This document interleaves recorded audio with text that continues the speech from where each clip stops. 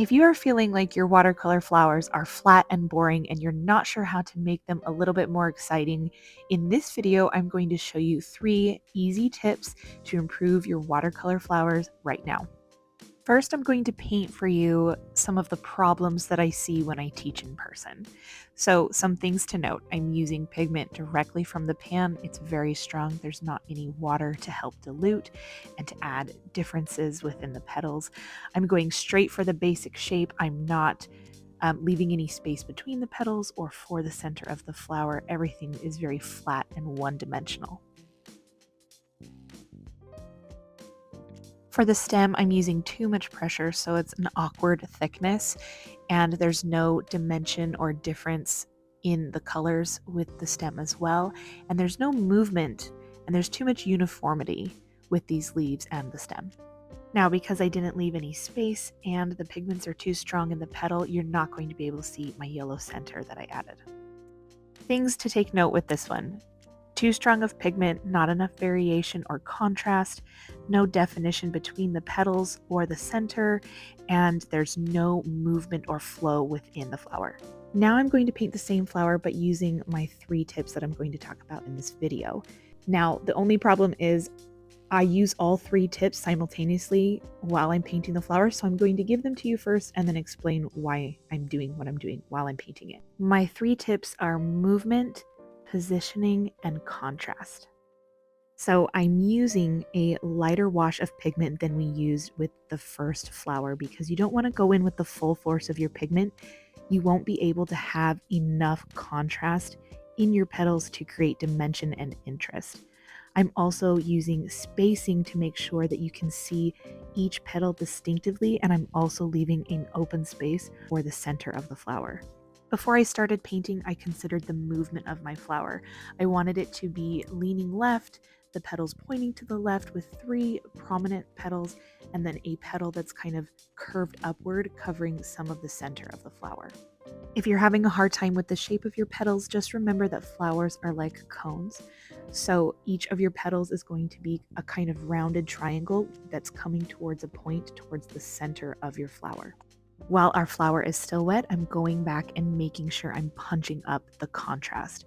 So now I'm taking the full force of our highly pigmented watercolor and I'm adding some areas to bleed and blend and create a lot of dimension within the petals. So I added a little bit towards the center where they would be a little bit darker. And then I also did a fun little technique where I created an edge around the petal, letting it blend in, but also leaving some white space for interest. We're going to be using all 3 tips on the stem. So first is movement. Because my flower is facing the left, I really wanted to continue that curve over to the right and come back down towards the left, so you really get a really nice illusion of movement within the flower. I like to use the tip of my brush and very light pressure, a little bit of white space between some of the leaves and the stem, just to give the overall illusion of flow without having to connect everything. Unless you are painting a flower or a leaf that is really uniform, you don't want to have your leaves completely across from each other. It looks more appealing to the eye to have them staggered instead of uniform. To create more movement in your leaves, try going from light pressure to heavy pressure back to light pressure to give it more of a flow and to have the leaf actually look like it is moving versus stagnant. I like to leave white space between the strokes for the leaves to represent the leaf vein, and I also like to create little bits here and there along the stem just to give more interest and movement. For the center, I used a bright yellow-green, and I don't want to do just a solid center. I want to create movement by doing little tiny strokes that create texture. While the leaves are still wet, we're going to go in and add a punch of contrast. So I like to add red to green to create a nice muted color to go back in and add in a few areas in the leaves and in the stem. This was a little bit dark for me and it was already kind of drying, and so I cleaned my brush and I just kind of smoothed everything out with a wet brush until it looked a little bit more even.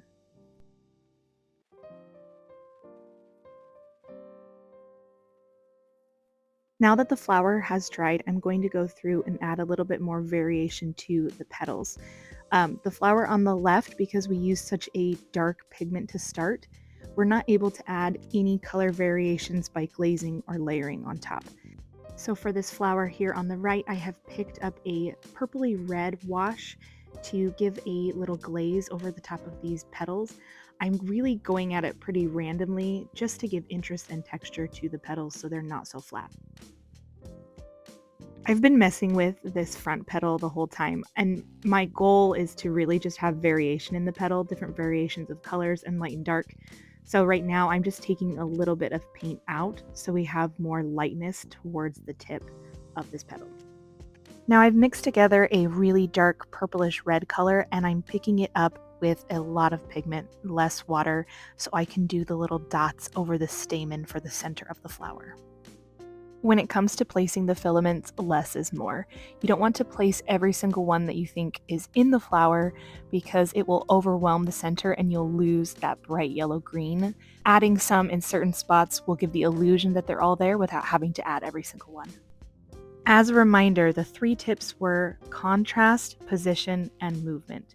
So we've kept in mind contrast. We have so much difference in our petals and in our flowers. We have movement, and we've kept in mind the position so that it flows and looks natural. I hope you enjoyed this tutorial today and that it helps you when you are painting your own watercolor flowers, and I'll see you all next time. Bye.